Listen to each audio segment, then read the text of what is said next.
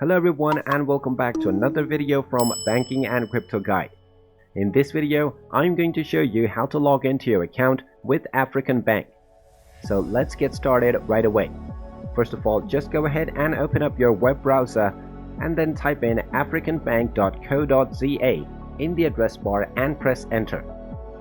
This will then take you into the official website of the African Bank. Now, in order to log into your account, simply click on the login button at the top right corner. You will then be taken into the login portal. Now, once you're in the login portal, you will simply be asked to enter your login credentials.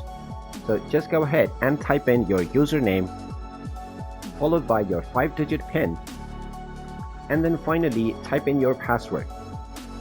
After typing all of these, you can click on the login button and you will be logged into your account with African Bank. In case you forgot your login credentials, you can click on the reset button alongside forgot login details section. And there you have it. That is how easy it is to log into your account with African Bank. If you find this video helpful, make sure you hit that like button and subscribe to our channel if you haven't done so already. Also ring that notification bell to never miss another update from us. Thank you for watching and I will see you again in the next video.